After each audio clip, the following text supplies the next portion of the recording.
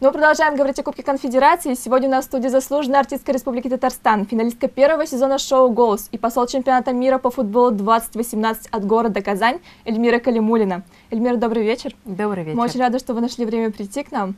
И первый вопрос: как готовитесь к Кубку Конфедерации и будете ли вы непосредственно принимать в нем участие? Я очень горда тем, что я являюсь послом от города Казани.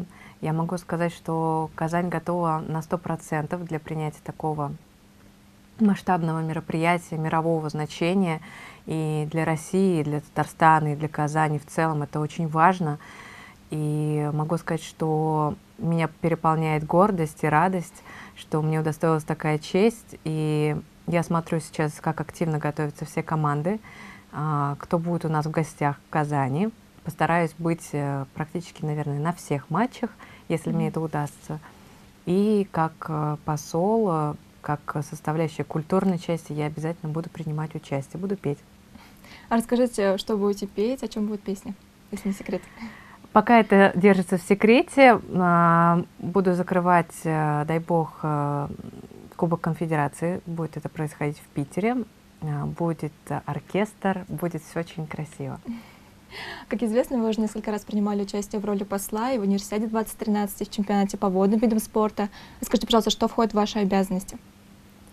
Ну, во-первых, моя обязанность всех приглашать в наш прекрасный город, освещать всех о том, что Кубок Конфедерации и чемпионат мира будет проходить именно в России, у нас, в Казани.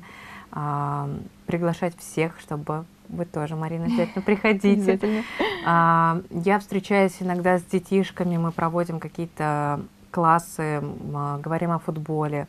Я с гордостью ношу значок посла чемпионата мира.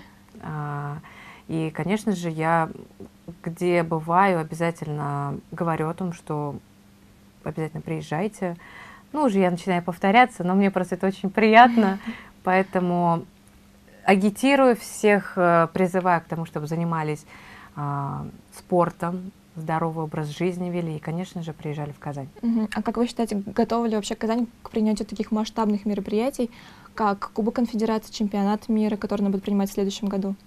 Я думаю, что мы своим примером показали, что мы на 100% готовы. Это все изначально шло от универсиады 2013, чемпионат мира по водным видам спорта. И в плане организации, волонтерства, объектов, которые у нас построены, мы готовы на 100%. Если говорить о других городах, то, наверное, они все-таки от нас отстают. Мы, как всегда, впереди планеты всей.